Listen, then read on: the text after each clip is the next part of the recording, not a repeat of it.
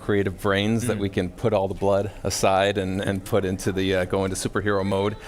With the first Injustice, there's inevitably characters that we couldn't include, right? And a lot of really angry.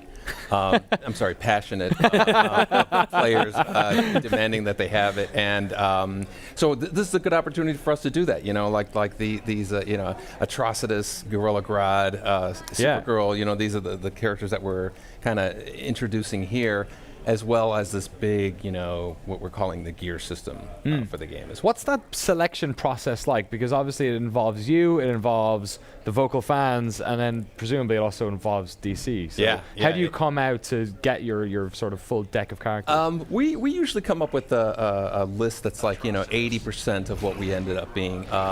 As we write the story, we have these very detailed kind of cinematic stories that we do. The writers, need characters that they can, a certain amount of villains, certain amount of heroes, and we want to be able to accommodate that. And DC also, joins the conversation, and then of course, the passionate players who really let their points be heard on Twitter and social media. And through the mailbox and shouting outside your house, I'm sure, and everything. Exactly. We're having a look at some gameplay right here. Gorilla Grodd already going at it. Yes, two of the new additions to our roster. Gorilla Grodd, who's the villain of the Flash, and Atrocitus, who was kind of like a big, angry, bloody Red Lantern, kind of almost like the opposite of Green Lantern, who's Atrocitus is kind of like an anti-hero, but he's got a lot of anger issues, and but they're so far two of our big brawler characters. Grodd's kind of interesting in that he has these kind of big gorilla ape moves, but he also has kind of telekinetic moves, which is like kind of like a Kenshi or an Ermac or something like that. It's a great combination of the two.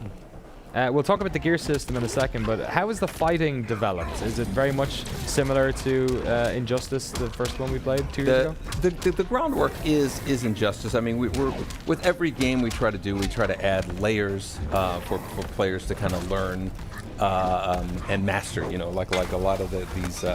The fighting game tournaments, the hardcore guys, we're really into the whole esports thing. We've been doing with Mortal Kombat X and the first Injustice. We've been participating pretty heavily into the tournament scene, and so we've added a number of kind of like lower level stuff that some players may never quite experience, but the hardcore guys who really want to dig deep can really devour.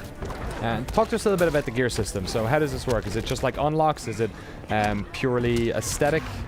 Sure. It's gear, and probably in the simplest of terms, I would describe gear as costume pieces that actually power up your character. So when you finish a fight, we're going to have these drops where basically, and the victory screen also rewards you with this gear, and you have the choice of equipping your character with that gear or not. And so there's a molding, so to speak, of as you keep getting gear, you keep deciding if you want to use it, and you want to focus on offense or defense or enhance certain moves or unlock certain moves, and you'll see here that the gear is being rewarded, and the player has the opportunity to equip their character with that gear right away, or to kind of save it in a like a vault or exactly, and then they can equip their player for certain missions or something like that if they really want to beef up their defense or offense or enhance this one move or something like that.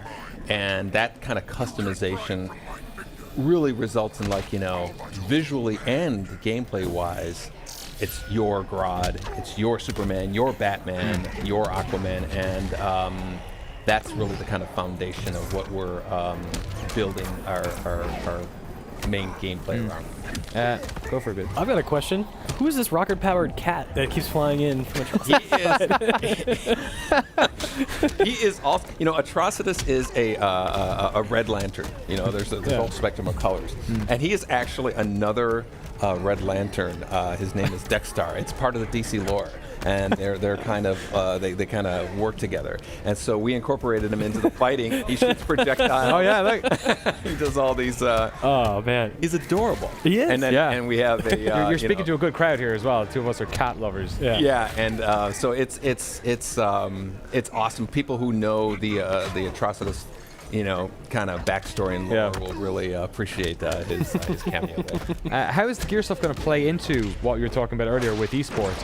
Are you going to lock that stuff out? Is it, Yeah, well, certainly, with the gameplay changes are you're going to have a significantly more powerful version of Superman after you've been, gearing him up and leveling him up. So we will obviously have something to level things out for things like tournaments and whatnot, because you don't want to have, somebody coming in with a level 50 Superman against a level 1, Batman or something like that. But we certainly have plans to do like a more level playing field version. DC are also keeping pretty busy on their own media front. The development of Batman versus Superman, has that affected your development at all, or like even Supergirl, like what they're doing there? Has any of that sort of bled into what you're doing in Injustice? No. I mean, a lot of what we do is kind of. We draw inspiration from the comics and the movies, and the animated shows is a really big one too. But pretty much the development of our stuff is independent of the movies and all that. Yeah. And it must be fun, I guess. Second time around, there's probably a bit more trust there as well. They've seen what you've done. Like previously, it was like, okay, these crazy Mortal Kombat devs are gonna take our DC characters and make them rip each other's throats out. Yeah, exactly. Well, when we were pitching the first game, one of the things I would always say is like, we have no intention of tearing Batman's head off. We have no intention of doing anything, Mortal Kombat like. This, our studio is filled with, superhero fans, and so we just love this kind of stuff. With some of the moves we come up with are drawn on inspiration on something we might have seen in the animated series or something like that, and so we love these kind of nods to the stuff. Anybody who's a fan of these characters, you're really going to see how much we love the characters too. Peter, I know you're a massive Mortal Kombat fan as well. 8 out of 10 on GameSpot. We gave Mortal Kombat X. We did, yes, last year. Yeah, and actually, I'm very curious. I understand the different series, obviously, but what did developing Mortal Kombat X, and then the reception that followed, how did that inform your approach to Injustice 2, if at all? I have to imagine there's some sort of after every game, we can kind of take a step back and kind of, ask ourselves, what resonated with people, what could we have done better, and we always kind of accumulate that stuff and put it into it. One of the things that we've always wanted to do, as a studio, what we're always kind of moving towards is allowing the player to have more control over their character. And so, with Mortal Kombat X, we were like, okay, we're going to make 3 versions of these characters. Right. You get to choose which one you like. They have differences that in terms of their style of gameplay, letting them select it. Now we're kind of like taking the next step of saying, okay, these variables that we're messing with, we're going to give you access to these variables and let you change things around. And then that kind of inspired like the leveling things up. And so this is really like a overall big picture direction that we're going with fighting games. We really feel like, the more customization and things that players feel like they're involved in growing of these characters, the more, it's just a more fun experience. Does the gear system purely work within the limits of the game, or is there a microtransactions element to that as well? No, well, we haven't. Honestly, we're really just getting the whole system up and ready. But we haven't really had any discussions about like microtransactions and whatnot. I think big picture wise, we really want an experience that is just long lasting. We just want somebody to, like, when you start playing your game, your Supergirl is just a completely different character than what it ends up being gameplay wise and visually. It's not a create a character thing. We definitely don't want to like give the impression like we're changing the nose shape and doing all these kind of things like that. But as far as like the way you want your character to play, it is still fundamentally Supergirl, but it is you controlling the variables that we're exposing to you. You guys have got a sort of a great little staple of games that people are enjoying in terms of fighting games. You've got the Mortal Kombat series, which has come to life in the past 5 years again. You've got Injustice. Are you guys sort of locked into those now on a biannual cycle? It's been that way so far, but I don't think we've had like this kind of big picture plan. That's just how it's kind of worked out. It's interesting, with Mortal Kombat X, we've had the most downloadable characters, Right. Pretty recently, we introduced, Alien and Leatherface and all that stuff. And so Triborg. Exactly. And those have been featured in, like, we just had the ESL tournament this last Saturday. It was like $200,000 in prizes. And I was there, and it was the first time that I was like, we were talking about Mortal Kombat, and then Injustice has since been introduced, so I was bouncing between the two games. But I think as we continue to support these games for a longer period of time, that may affect, the release of the next game. Just because we really want the games just to be a longer lasting experience and new content coming. Is there going to be a really large, robust story mode like we saw in Mortal Kombat? Yes, absolutely. Yeah. Every game we really try to kind of up the previous ones as far as like that whole cinematic presentation, and then it sets up the fight, and then the player participates with that.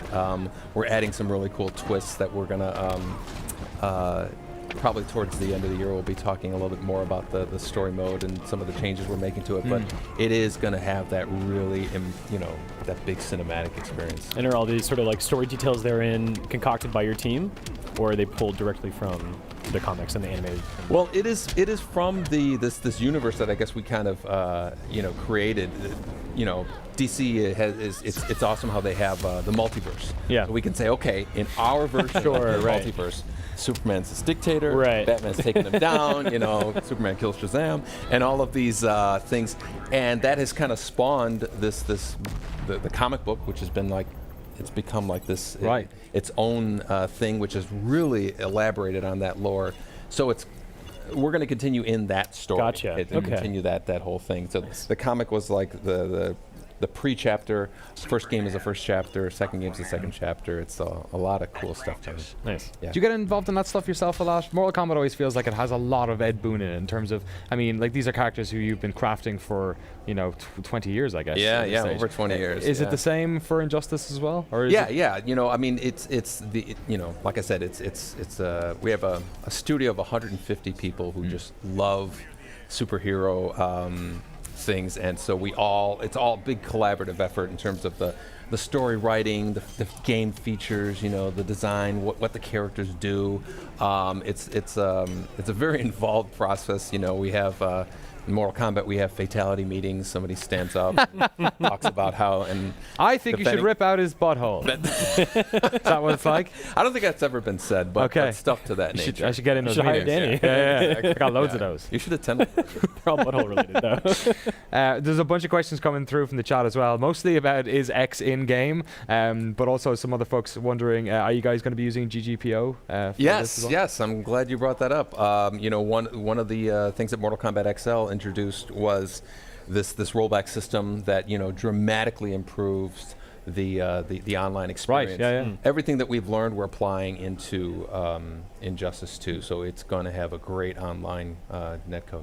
How many characters were in Injustice at launch? I think we started with 24 and we added 6, and then we ended with like 30, not including like some of the guest skins and stuff like that. So presumably you're going to do something similar for Injustice at the very least. MK9, Injustice, MKX have all added to the previous games in terms of DLC characters and kind of long-term support, and we plan on continuing that direction with Injustice. What do you think the sweet spot is for that? Because obviously, like, gamers are very, reticent when it comes to DLC and thinking like, I bought this game for X amount and it doesn't have everything I want. But I haven't seen that much of a backlash with those games specifically. Is there some sort of trick to it? Is it about having a decent amount of characters that they want up front, or? I think like we've never had like a character that was on the disc, done, and we asked you, to when we release the game, we are knee deep in working on the DLC, right? And so just in order to release a game that has more characters like that, we have to do we have to continue working on it. It's like a long process after the game is launched.